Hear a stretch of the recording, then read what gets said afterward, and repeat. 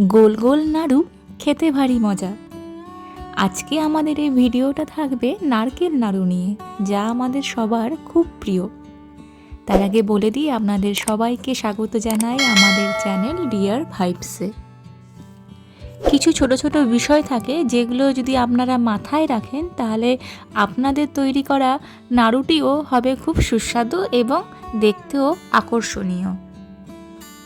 গুড় বা চিনি যেটারই আপনারা নারকেল নাড়ু বানান, তার একটা মোটামুটি পরিমাণ আমি বলে দিচ্ছি, সেইভাবে বানালে কোনো অসুবিধা হবে না।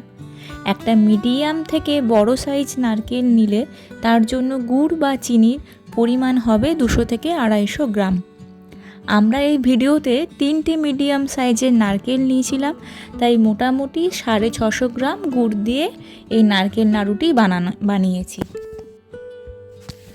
গুড়ের নারকেল নাড়ু করার জন্য তো প্রথমে 650 গ্রাম যে গুড় নিয়েছিলাম, কড়াইতে এবার অল্প জল দিয়ে ওই গুড়গুলোকে ঢেলে দিয়ে তারপরে মিডিয়াম আঁচে একটুক্ষণ আমরা ওটাকে নাড়াচাড়া করব। গুড়গুলো গলে এলে তখনই এই কোরানো নারকেলগুলো দিয়ে, যেমন ভিডিওতে ঠিক দেখতে পাচ্ছেন সেইভাবে এবার এপাশ ওপাশ করে ভালো করে মেলাতে হবে।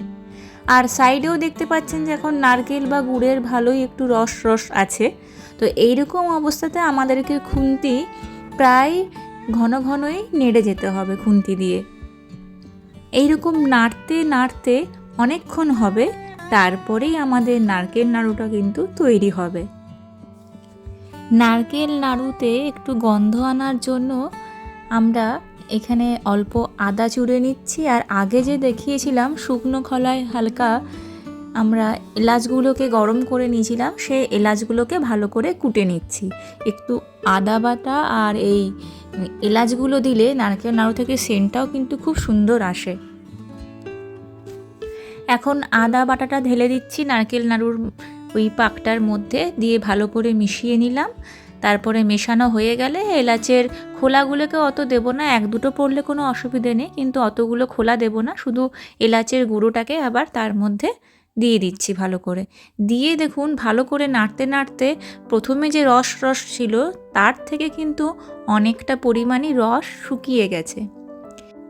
গ্যাসের আঁচ বা স্পিডটা সবসময় মিডিয়াম থেকে মাঝে মাঝে একটু লো বা মিডিয়াম রাখার চেষ্টা করবেন, একদম হাই ফ্লেমে দেবেন না, তাহলে গুড়টা কিন্তু কালো হয়ে যাবে, আর সেক্ষেত্রে নারকেল নাড়ুগুলোকে দেখতেও কিন্তু কালো লাগে। এইভাবে অনেকক্ষণ ধরে শুকনো হয়ে নাড়াচাড়া হয়ে গেলে হাতে নিয়ে একটু নারকেলগুলো দেখে নেবেন যে চিট খাচ্ছে কিনা। যদি চিটচিটে ভাব লাগে তখন গ্যাসের ফ্লেমটা অফ করে দেবেন, তারপরে একটুক্ষণ রাখবেন। হালকা ঠান্ডা হয়ে গেলে এরকম হাতে গোল গোল পাকিয়ে নাড়ুগুলোকে তৈরি করে নিতে হবে। দেখতে পাচ্ছেন কত সুন্দর সুন্দর গোল গোল শেপের নাড়ু হচ্ছে। তো নারকেল নাড়ুর পাক ঠিকঠাক হলে আপনাদের নাড়ুগুলো এত সুন্দর দেখতে হবে। আমরা ভিডিওতে এই রেসিপিটা লিখে দেব, আর আপনাদের কেমন লাগলো এই গোল গোল নাড়ু কমেন্ট করে অবশ্যই জানাবেন। কষ্ট করলে যে কেষ্ট মেলে, তা ওই নাড়ু বানাতে গিয়ে হাড়ে হাড়ে টের পেলাম। আজকের মতো এতটুকুই, আবার দেখা হচ্ছে অন্য কোনো ভিডিওতে।